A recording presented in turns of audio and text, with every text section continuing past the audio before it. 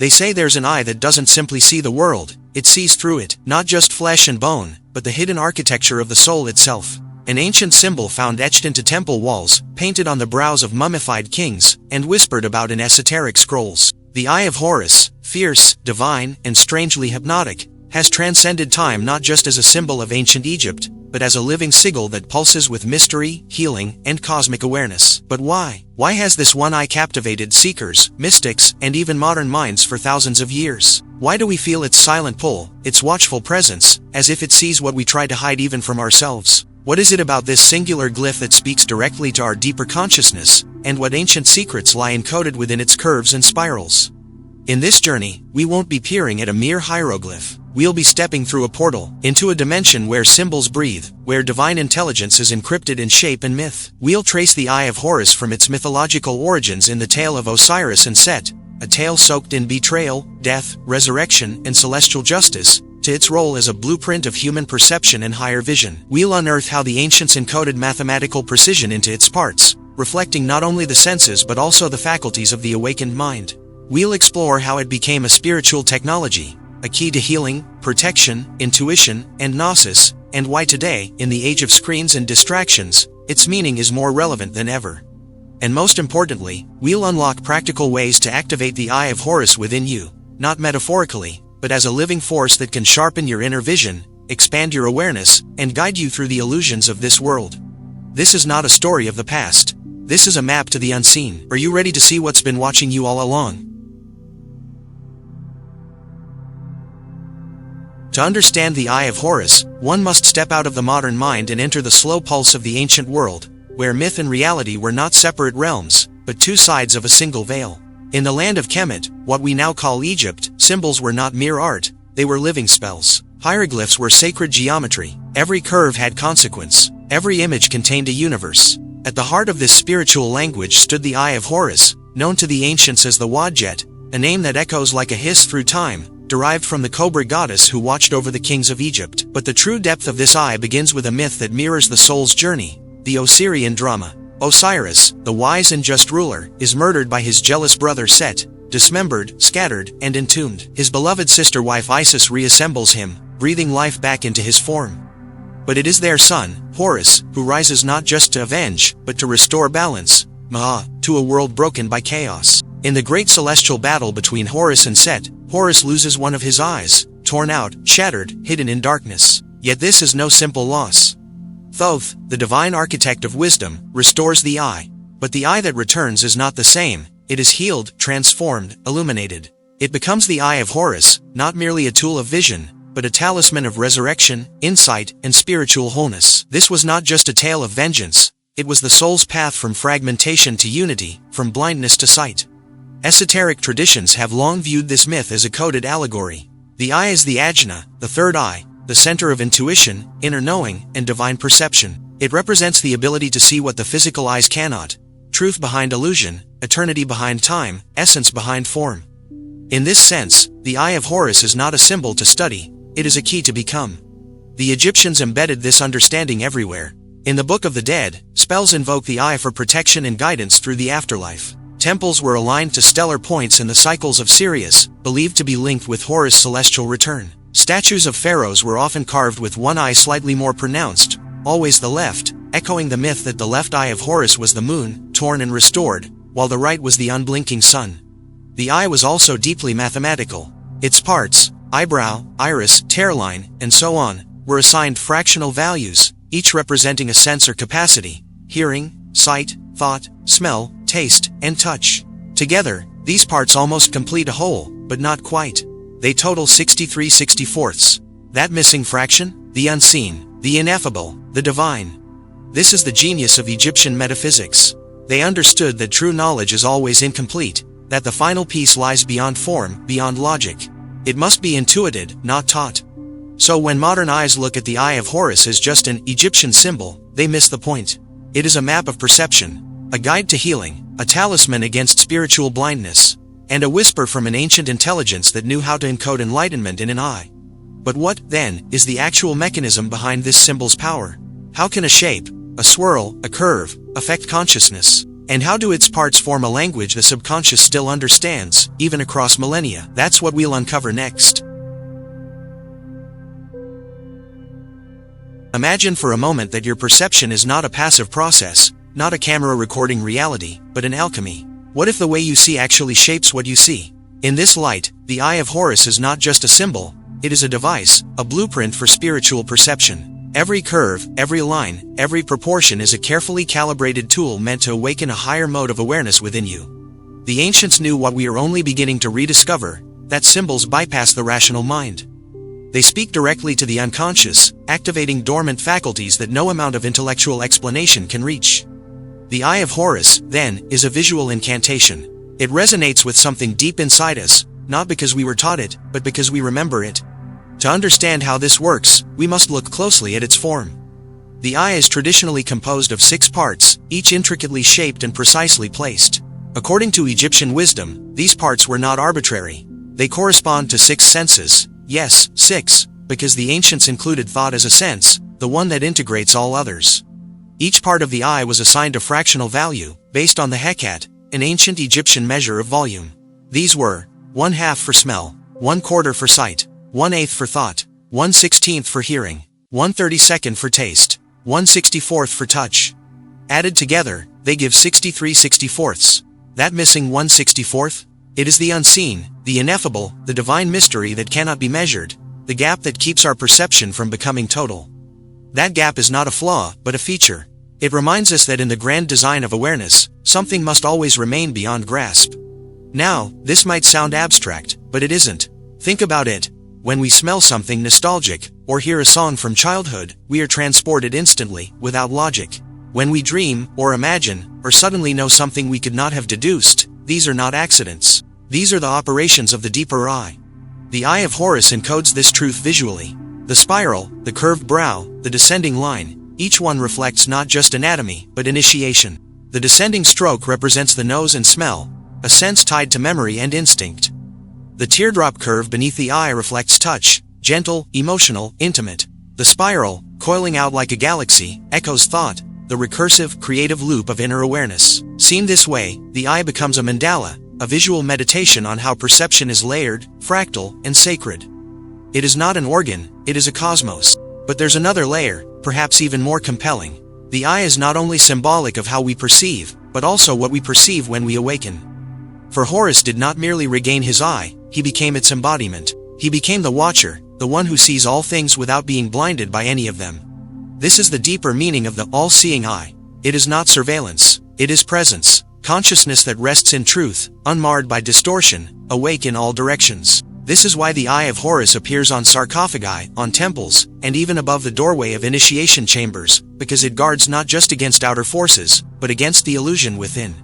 To truly awaken the eye is to be able to see without desire, perceive without projection, and witness without fear. It is to look upon the world not as a battlefield, but as a dream, one in which you are both the dreamer and the dreamed. But how do we make this shift? How do we go from seeing the world with eyes that merely record, to eyes that reveal? How do we step beyond the 63/64 of our limited senses and touch the infinite that hovers just beyond the edge of knowing?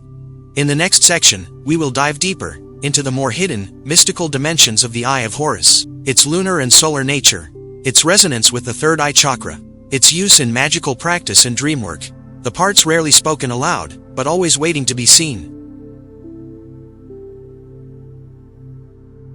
The Eye of Horus is more than a map of the senses, it is a cosmic mirror, reflecting a dual truth that pulses through all spiritual traditions, that enlightenment is both a dissolution and a radiance, a surrender and an empowerment, a moon and a sun. In ancient Egyptian lore, the two eyes of Horus were not interchangeable. The right eye represented the sun, sharp, penetrating, outward, radiant. It was logic, clarity, masculine energy. The left eye represented the moon, soft, reflective, inward, intuitive. It was emotion, mystery, feminine energy.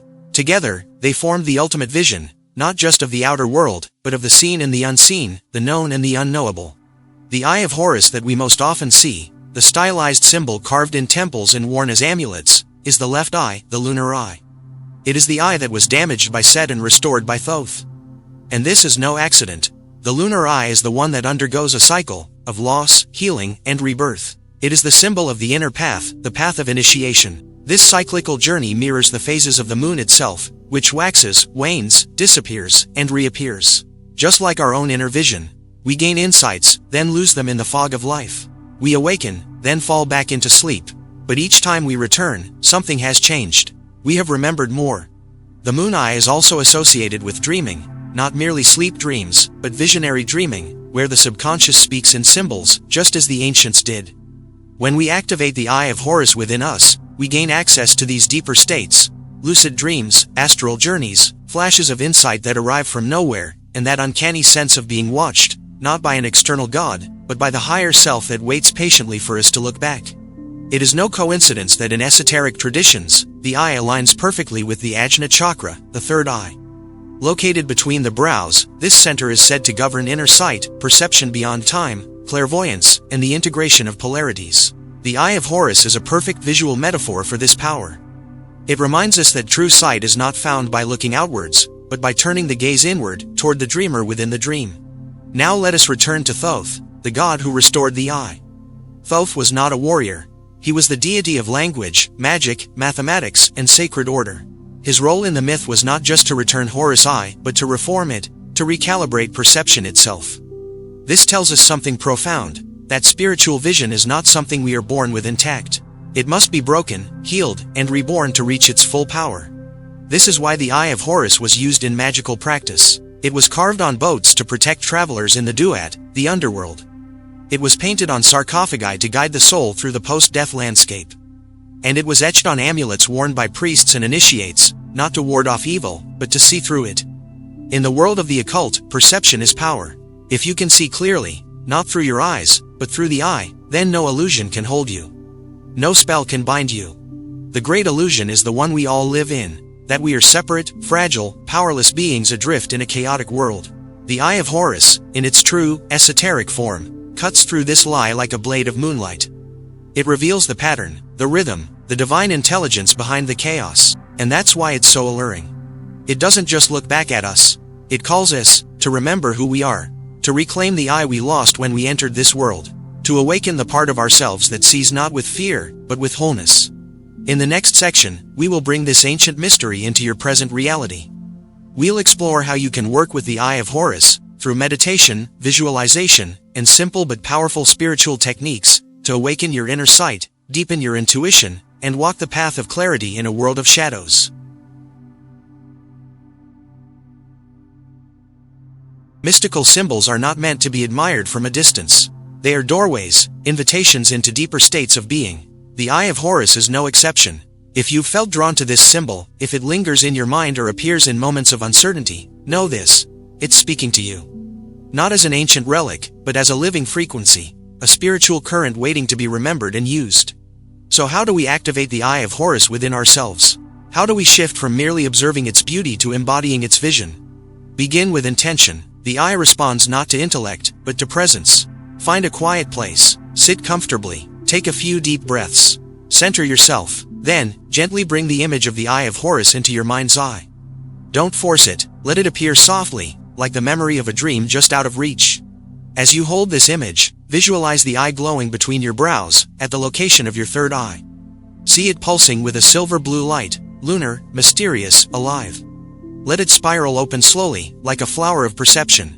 As you do this, feel yourself becoming aware of more than just your surroundings. Feel yourself perceiving the space behind the world, the quiet layer where meaning sleeps. This is not fantasy. This is inner alignment. The more you practice this, the more you begin to see without eyes.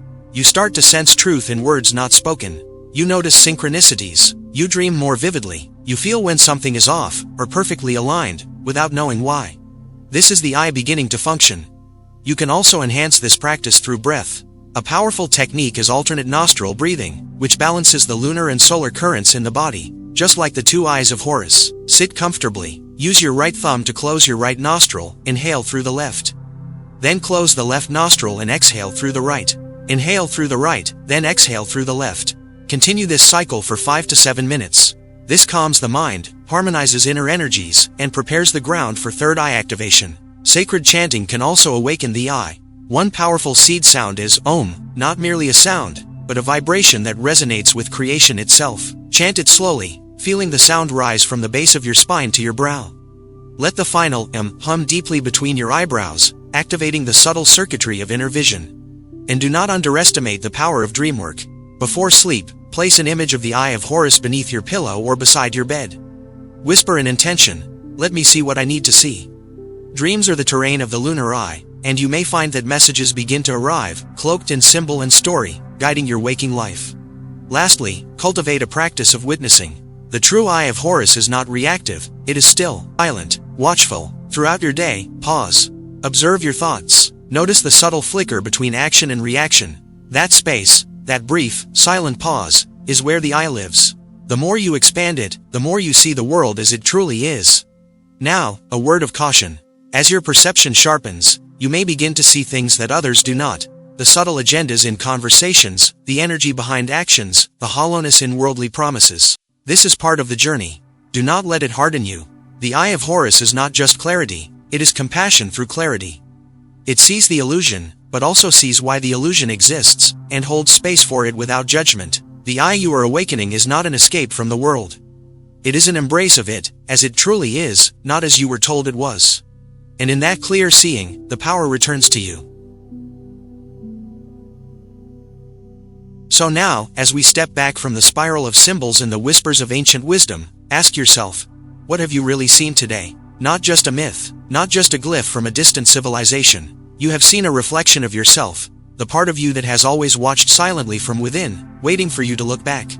The Eye of Horus is not powerful because it is ancient. It is powerful because it is eternal. It speaks to something timeless within the soul, the knowing that we are more than flesh and memory, more than the surface of things. We are the witness, the dreamer, the seer behind the eyes.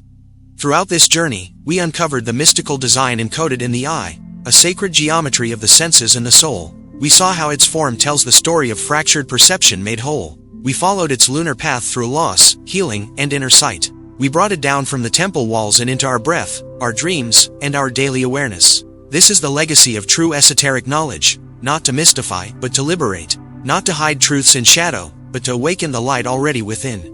The Eye of Horus calls to all who are ready to see again, clearly, courageously, and compassionately. So take these insights with you. Practice the techniques. Watch the world not just with your outer gaze, but with the inner eye that remembers. And if this video stirred something within you, if the ancient symbols whispered your name, then honor that call. Let it guide your path forward.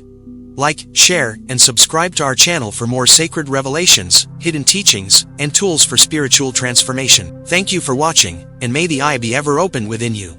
Until next time, stay awake, stay aware, and stay curious.